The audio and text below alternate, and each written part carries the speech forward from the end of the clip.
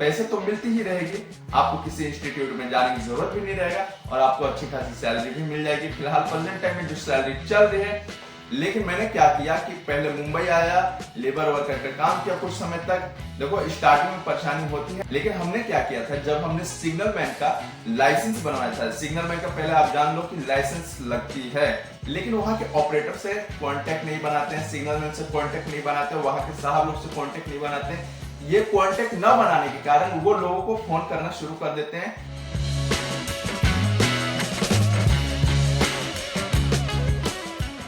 Hi guys, welcome back to my channel, another new video. तो guys कैसे हो आप सभी लोग। लेकिन सबसे बड़ा इंपॉर्टेंट सवाल कई सारे लोग का सवाल है और मैं उसे पढ़ने की कोशिश करता हूं और रिप्लाई देने की कोशिश करूंगा। देखिए कई सारे लोग का ये कहना है कि भाई आपने क्रेन कहाँ सीखा, इंस्टीट्यूट या फिर कंपनी में या फिर कहाँ पे सीखा। वो सारे लोगों को जानकारी मैं देने वाला हूँ कि आखिर किस तरीके से मैंने सीखा और किस तरीके से आप भी सीख सकते हो। इस वीडियो को एंड तक जरूर से देखिएगा और वीडियो को ज्यादा से ज्यादा शेयर कीजिएगा ताकि उन लोगों को भी पता चले कि आखिर वो किस तरीके से काम करेंगे, किस तरीके से वो नए ऑपरेटर बनना चाहते हैं, नए हेल्पर बनना चाहते हैं, वो किस तरीके से बन सकते हैं। अगर इस वीडियो को छोड़ के जाते हो तो उनको खुद भी नहीं पता चलेगा। आपको तो टेंशन नहीं है, आप तो क्रेन सीख लिए हो, आप तो हेल्पर बन चुके हो, लेकिन जो नए लोग हैं उनके तक कम से कम यह वीडियो पहुंचना बहुत ही ज्यादा इंपॉर्टेंट है। ये नहीं पहुंचेगी तो वो सामने वाले सीख नहीं पाएंगे और इस पर मुझे और भी कई सारी वीडियोस छोड़नी पड़ेगी। तो भाई वीडियो को लाइक एंड सब्सक्राइब जरूर से कर लीजिएगा और वीडियो को ज्यादा से ज्यादा शेयर जरूर से कीजिएगा किसी न किसी ग्रुप में। तो मैंने क्रेन कैसे सीखा। देखिए किसी भी व्यक्ति को अपने जीवन में क्या होता है कि काम नहीं मिलने के कारण वो दर बदर भटकता रहता है। तो ठीक इसी तरीके से मेरी जर्नी स्टार्ट होती है साल 2013 में, क्योंकि 12 के बाद हमने पढ़ाई छोड़ दी थी। साल 2012 में हमने पढ़ाई छोड़ दी थी और 13 के बाद हमने क्या किया था कि दिल्ली पहुंच गए थे और दिल्ली में अच्छे खासे आने के बाद उस वक्त सैलरी वगैरह नहीं थी, उस वक्त दिहाड़ी वगैरह लगा करती थी और मैं करता था सिलाई का काम और सिलाई में मुझे मिलते थे लगभग 7,000 टू 8-9,000 तक के आसपास मैक्सिमम मिल जाता था। कहीं तो 12,000 मिलते थे, लेकिन उसमें भी कुछ मतलब वैसे कंपनियों में मिलते थे, हर कंपनी में नहीं मिलते थे। तो मैं आप सभी को बता दूं कि आखिर मेरी जर्नी वहां से कैसे स्टार्ट होती है और वहां से मैं भाग के आता हूं मुंबई। मेरा भाई बोलता है कि आपको मुंबई में काम करनी चाहिए, जबकि मैंने मुंबई में आने के बाद लगभग 1 मंथ तक रहा था, जबकि उन्हें मतलब ये समझ में नहीं आ रहा था कि मुझे आखिर जाना किस कैटेगरी में है, मतलब किस लाइन में जाना है। जबकि कंस्ट्रक्शन लाइन में भारी से भारी काम रहते हैं और उसमें काम करना सबकी बस की बात नहीं है।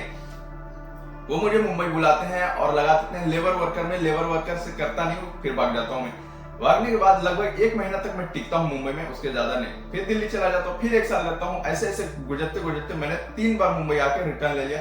जब 4वां बार में मैं आया तो मुझे वो चीज समझ में आ गया था कि मुझे पैसे कमाने हैं भाई, अब चाहे जिस तरीके से कमाने हैं। उन्होंने कहा कि आओ तुम्हें क्रेन में लगा देंगे, कोशिश की तो यही रहेगी। तो आने के बाद हमने ये किया कोशिश कि चलो क्रेन में लगे या ना लगे, लेकिन इस वक्त मुंबई में मुझे ठहरना है क्योंकि मुंबई में मुझे पैसे कमाना है। तो मैंने मुंबई आया, लगभग कितना 4th मंथ तक रहा और फिर मैंने बात टावर क्रेन ऑपरेटर से और टावर क्रेन सिग्नल मैन से। लेकिन उससे पहले कि क्लाइमेट पे जाते हैं कि आखिर क्या हुआ। देखिए जब मैं मुंबई आया तो मैंने काम शुरुआत की एक वेल्डर हेल्पर लेबर वर्कर में, ठीक है। जैसे वेल्डिंग कोई मारता है तो उसके हेल्पर में था, यानी कि एक तरफ से देखा जाए तो लेबर वर्कर में आता है, ठीक है। तो हमने क्या किया कि एंटर किया उससे। इस तरीके से आप भी स्टार्ट कर सकते हो। किसी भी कंस्ट्रक्शन कंपनी में जाओ, वहां क्रेन दिखती है तो वहां पे किसी भी लेबर वर्कर में काम कर लो, जिससे कि वो आपको पैसे तो मिलती ही रहेगी, आपको किसी इंस्टीट्यूट में जाने की जरूरत भी नहीं रहेगा और आपको अच्छी खासी सैलरी भी मिल जाएगी। फिलहाल प्रेजेंट टाइम में जो सैलरी चल रही है वो कितना चल रही है आप सभी को पता है, 18,000 से लेकर 20,000 के आसपास तक। हेल्पर की मैं बोल रहा हूँ, जो एक्सपीरियंस वाले हैं, तो इतने तक मिल जा रहे हैं, आप भी कर सकते हो। लेकिन मैंने क्या किया कि पहले मुंबई आया, लेबर वर्कर का काम किया कुछ समय तक। देखो स्टार्टिंग में परेशानी होती है, वो मुझे भी हुई थी, तो ऐसा कुछ होता है। और हमने लगभग 1 साल इंजॉयमेंट में, यानी कि हेल्पर जो हमने की इंजॉयमेंट में पूरे 1 साल काम किए और फिर उसके बाद हमने ट्राई किया ऑपरेटर में। लेकिन हमने क्या किया था, जब हमने सिग्नल मैन का लाइसेंस बनवाया था, सिग्नल मैन का पहले आप जान लो कि लाइसेंस लगती है 2,000 to 3,000 के आसपास मुझे लगता है बन जाएगा, क्योंकि मैंने साल 2017 के आसपास में बनवाया था तो मुझे याद नहीं है, क्योंकि उसमें 2,000 के आसपास लगे थे। अभी क्या लगेगा वो मुझे खुद भी नहीं पता। सिग्नल मैन का लाइसेंस और ऑपरेटर का लाइसेंस, दोनों का लाइसेंस लगेंगे और टोटल प्रॉपर डॉक्यूमेंट होने चाहिए, ठीक है। तो ये सब कंप्लीट होने के बाद हमने क्या किया कि 1 साल लगभग हेल्परी की, वहां के ऑपरेटर से बात किए, वहां के हेल्पर से बात किए, सिग्नल देना स्टार्ट किए, साथ रहना पसंद किया हमने, और तब जाके हमने क्रेन ऑपरेटर बन चुका। हमने टोटल 1 साल लगे और हमने छोड़ी कोई दूसरी कंपनी चला गया मैंने, और दूसरी कंपनी जैसे भी पकड़ाया उस कंपनी में चला गया। लेकिन उसमें मुझे पहले जिस कंपनी में था उसमें मुझे 12,000 के आसपास मिलते थे, पीएफ काट के 10,000 रुपए हाथ में आते थे। लेकिन डायरेक्ट मैंने जिस कंपनी में गया लगभग 18 के आसपास जब होता है 2018, तब हमने उस समय 20,000 कमाना स्टार्ट कर दिया, जबकि मैं ऑपरेटर बन चुका था। और वहां पे हमने काम किया 1 ईयर के आसपास, और फिर एक और कंपनी गया, वहां पे मतलब 22 चला गया, फिर वहां पे भी हमने 2-3 साल तक किया, फिर दूसरी कंपनी चेंज की, और फिर यहाँ पे देखने को मिल रहा हूँ। और इस वक्त हमारी सैलरी कितनी है मैंने कुछ वीडियो में बताया है, आप सभी देख लेना।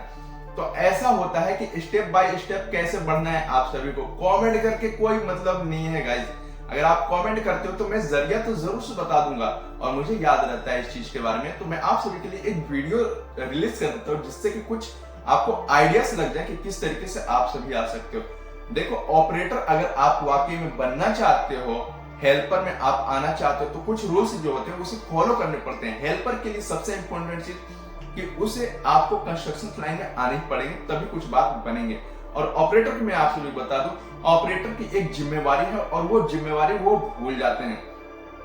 वो जिम्मेवारी क्या है आप सभी को पता है? वो सबसे बड़ी गलती कहां पे करते हैं कि वो कहीं भी जाते हैं, किसी भी लाइन में, मतलब किसी भी कंस्ट्रक्शन लाइन में जाते हैं, तो वहां पे उनको ऑपरेटर की जॉब तो चाहिए ही होती है, लेकिन वहां के ऑपरेटर से कांटेक्ट नहीं बनाते हैं, सिग्नल मैन से कांटेक्ट नहीं बनाते, वहां के साहब लोग से कांटेक्ट नहीं बनाते। ये कांटेक्ट न बनाने के कारण वो लोगों को फोन करना शुरू कर देते हैं, और यहाँ पे मैसेजेस करना शुरू कर देते हैं हमारे कमेंट सेक्शन में कि भाई ऑपरेटर की जगह खाली है क्या? भाई खाली तो मिलेंगे, लेकिन कंपनी अच्छी नहीं मिलेगी, तो आप मुझे पूछोगे। इससे बढ़िया यही बेहतर रहेगा कि आप लोगों से कांटेक्ट बना के रखा करें। अगर आप दिल्ली, मुंबई, आगरा, दुबई, सऊदी कहीं भी रह रहे हो, किसी भी कंट्री में रह रहे हो, तो आपके फायदे के लिए मैं बता रहा हूँ। तो आपको ऐसे करोगे तो आपको जॉब मिलने में बेहद ही ज्यादा आसानी होगी। अगर आप हमें कमेंट करते हो तो हमें कमेंट करने वाले एक लोग नहीं, लगभग 20 लोग भी हैं। 20 लोग भी कमेंट करते हैं कि भाई मुझे जॉब चाहिए। तो भाई मैं किसको किसको जॉब दिलाता रहूंगा? आप बताओ, किसे किसे जॉब दिलाता रहूं? उसमें से हेल्पर भी कई सारे लोग होते हैं, उसमें से ऑपरेटर भी कई सारे लोग रहते हैं। तो सबसे बड़ी माइंड करने वाली इंपॉर्टेंट चीज है आप सभी को कि आप खुद के भरोसे के ऊपर भी काम खोज सकते हो। क्यों? क्योंकि आप कांटेक्ट बनाना पड़ेगा आपको। कांटेक्ट नहीं बनाते ना, वही लफड़ा है। तो आप हमेशा से कांटेक्ट बना के रखो, कहीं भी जाओ वहां से 2-4 लोगों का नंबर हमेशा से लो। क्रेन की ग्रुप है उसमें जुड़ने की कोशिश करो, उसमें अक्सर से वैकेंसी आती रहती है अच्छी अच्छी कंपनियों की। वहां पे राब्ता करके, एक दूसरे वार्तालाप करके लोग वहां पे विजिट करते हैं। तो कुछ इस तरीके से आप भी कर सकते हो। अभी मैं जिस कंपनी में हूँ, इस कंपनी में लगभग 2-3 इयर्स के आसपास होने को जा रहा है, और मैं इस कंपनी से कहीं नहीं जा रहा हूँ। साल 2021 से हूँ मैं यहाँ पे, 2021 से हूँ। अभी कितना हो रहा है आप सभी को पता है। तो अभी मैं रेगुलरली यहाँ काम कर रहा हूँ। मुझे 7 तारीख को वीडियो मतलब पैसे वगैरह, सैलरी वगैरह जो होते हैं ना, वो मिल जाते हैं टाइम से, और हर साल इंक्रीमेंट होता है। लेकिन इस साल का पता नहीं, अगली वीडियो में बता देंगे बढ़ी है या फिर नहीं। तो मैंने आप सभी को जो बताया वो अपने माइंड में बिठाने की कोशिश कीजिए, जिससे कि आपको हेल्प हो और मुझे भी हेल्प हो। अगर किसी भी चीज पे वीडियोस चाहिए, कमेंट में रिप्लाई जरूर से कीजिएगा। सबसे इंपॉर्टेंट बात, मोबाइल क्रेन मेरे पास नहीं है, तो मोबाइल क्रेन पे मैं वीडियो नहीं बनाऊंगा, लेकिन कुछ इंफॉर्मेशन रहेगा वो मैं आप सभी को शेयर कर दूंगा। तो इस वीडियो को यहीं तक रखते हैं। तो वीडियो को लाइक एंड सब्सक्राइब, तब तक मिलता है अगली वीडियो।